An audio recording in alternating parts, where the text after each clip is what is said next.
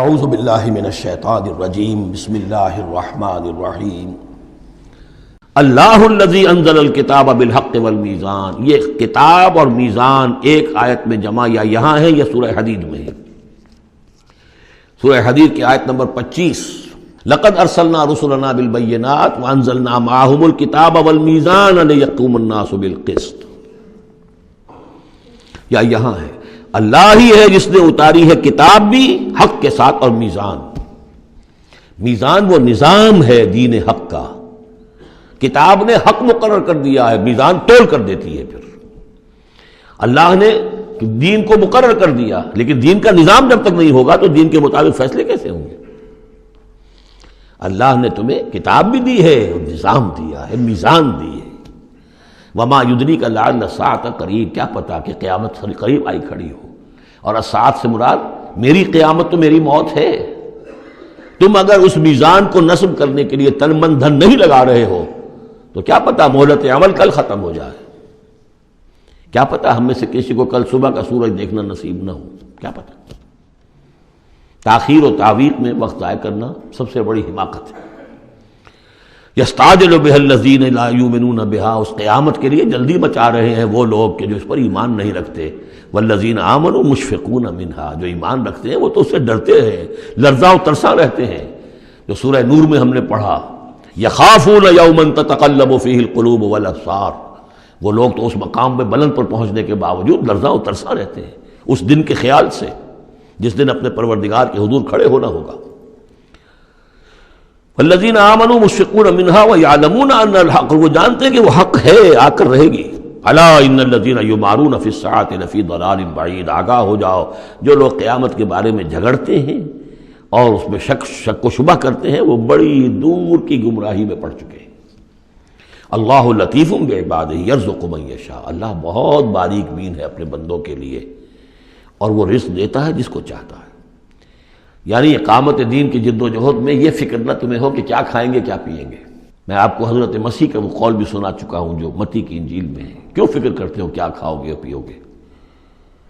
کیا جنگل کی چڑیاں جو ہیں جو نہ ہل چلاتی ہیں نہ بوتی ہیں نہ کاٹتی ہیں لیکن صبح کو اپنے گھونسلوں سے نکلتی ہیں اور شام کو آسودہ ہو کر واپس آتی ہیں، تو وہ رب جو ان کو کھلاتا پلاتا ہے وہ تمہیں نہیں کھلائے گا؟ کیوں تشویش کرتے ہو کہ کیا پہنیں گے؟ جنگل کی سوسن کو نہیں دیکھتے کہ جیسا خوبصورت لباس اللہ نے اسے دیا ہے. سلیمان بھی اپنی ساری شان و شوکت کے باوجود ویسی پوشاک نہیں رکھتا تھا. تو جو اس گھاس کو یہ سب کچھ دے رہا ہے جو آج ہے اور کل جلا دی جائے گی، کیا وہ تمہیں نہیں، تمہارا تن نہیں ڈھانکے گا؟ لیکن تمہیں ایمان نہیں ہے. تو فرمایا اللہ لطیف ہے اپنے بندوں کے لیے. ایک دفعہ یکسو ہو کر فیصلہ تو کرو کہ اب اپنے آپ کو وقف کرنا ہے اس کام کے لیے. اللہ تعالیٰ وہاں سے رزق دے گا جہاں سے تمہیں گمان تک نہیں ہوگا. من یتق اللہ یجعل لہ مخرجا ویرزقہ من حیث لا یحتسب. لیکن اس کے لیے اللہ پر ایمان ضروری ہے، توکل ضروری ہے. ہاں تھوڑا سا اللہ تعالیٰ امتحان بھی لے لیتا ہے، سختیاں بھی آ جاتی ہیں. امتحان پھر آدمی ثابت کر دے کہ میں تو یکسو ہوں، اے اللہ میں نے فیصلہ کر لیا، اللہ پھر راستے کھول دیتا ہے. وَهُوَ الْقَوِيُّ الْعَزِيزُ، وہ تو بہت قوی ہے، زبردست ہے. اب یہ جو مضمون آگے آ رہا ہے یہ وہ ہے جس کی کلائمیکس ہم پڑھ چکے ہیں سورہ بنی اسرائیل میں. مَنْ كَانَ يُرِيدُ الْعَاجِلَةَ عَجَّلْنَا لَهُ فِيهَا مَا نَشَاءُ لِمَن نُرِيدُ. یہاں وہی مضمون مختصر آ رہا ہے. مَنْ كَانَ يُرِيدُ حَرْثَ الْآخِرَةِ نَزِدْ لَهُ فِي حَرْثِهِ، جو شخص کے طالب بن گیا ہو آخرت کی کھیتی کا، ہم اس کی کھیتی میں اضافہ کرتے رہتے ہیں، بڑھوتری ہوتی رہتی ہے. وَمَنْ كَانَ يُرِيدُ حَرْثَ الدُّنْيَا، اور جو بن گیا ہے دنیا ہی کی کھیتی کا طالب، نُؤْتِهِ مِنْهَا، ہم اس میں سے اسے کچھ دے دیتے ہیں. فَمَا لَهُ فِي الْآخِرَةِ مِن نَصِيب، پھر آخرت میں اس کا کوئی حصہ نہیں ہے. أَمْ لَهُمْ شُرَكَاءُ شَرَعُوا لَهُم مِّنَ الدِّينِ مَا لَمْ يَأْذَن بِهِ اللَّهُ. یہ شرک کے معاملے میں یہ مضمون بہت اہم ہے. ایک تو بار بار آیا ہے کہ نہ اللہ نے کوئی سند اتاری، نہ سلطان اتاری، نہ کسی کتاب میں اس کے لیے کوئی دلیل اتاری، کہیں کچھ ہے ہی نہیں. لیکن یہ بات جو ہے یہ منفرد ہے یہ سورہ مبارکہ اس بات میں، کیا ان کے کوئی ایسے شرکاء بھی ہیں کہ جنہوں نے انہیں کوئی دین دیا ہو، کوئی قانون دیا ہو، کوئی نظام دیا ہو؟ لات عزا منات ہبل، کوئی انہوں نے تمہیں کتاب دی ہے، کوئی شریعت دی ہے، کوئی نظام دیا؟ ام لہم شرکاء شرعوا لہم من الدین ما لم یاذن بہ اللہ، جس کے کہ اللہ نے اذن نہ دیا ہو، حکم نہ دیا ہو۔ اگر تو واقع کوئی الہ ہے، کوئی واقعی ہے، تو اسے دینا چاہیے۔ یہ نظام ہے تمہارے لیے، نظام کے بغیر کیسے الہ ہو گیا؟ ام لہم شرکاء، کیا ان کے کوئی ایسے شرکاء ہیں شرعوا لہم من الدین، کہ انہوں نے دین میں کوئی شے ان کے لیے ایسی طے کر دی ہو کہ ما لم یاذن بہ اللہ، جس کے لیے حکم نہیں دیا اللہ نے۔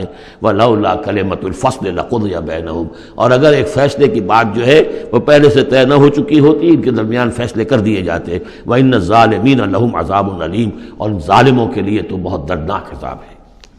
تری الظالمین مشفقین مما کسبوا، اب قیامت کا نقشہ کھینچا جا رہا ہے۔